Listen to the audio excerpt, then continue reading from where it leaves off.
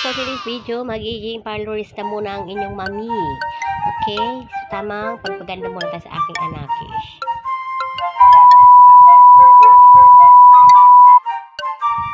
Hi guys! A day in my life. So, magpaplantya tayo ng maaga sa aking anakish kasi kasama siya sa honor. So, kailangan natin magbadali at tayo magplantya na. Huwag kayong dyan. Kasi ang namin nyo, busy.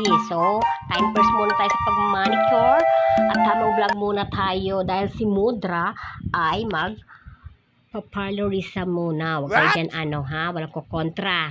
So, mami, ayusin mo yung tayo mo, yung pet mo, iangat-angat mo, ganon. So, kukulitan natin anakish kasi gusto niya ng kulot-kulutan naman kasi kakariban ko lang sa kanyang hair. So, mag-iisang taon na ang kanyang hair, guys. So, maganda pa rin ang kanyang pagkakariban. So, gusto niya maiba ang kanyang style at gusto niya magkulot-kulutan to the max dahil may pictorial sila dahil siya ay kasama sa honor. So, good job, anak, kasi napakatalino talaga ng anak ko, mabait na, masipag pa. So, saan ka pa dyan? Napakaswerte ng mga mamis kapag may anak kang ganito, maganda na, masinger na, mabait pa, masipag pa. Walang gala yan kasi maggagala lang yan pagpunta ng simbahan at school. So, effort lang anak, kalingan mo, lagi ka may award kay mama at papa.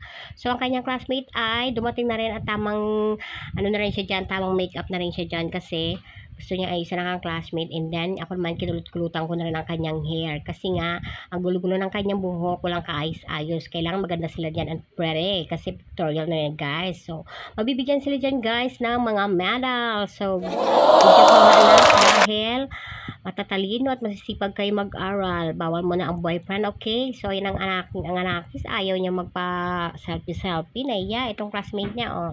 Shala, ewan ko kung top 5 ba yan o top 2.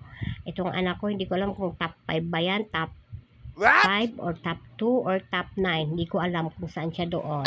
Kasi alphabetical lang kanyang awards. So, later maya-maya, aalis na sila dahil pictorial nila at magpa-practice sila. Diba, effort na effort ang kanilang mga makeup to the max. Yun lang, guys. Thank you.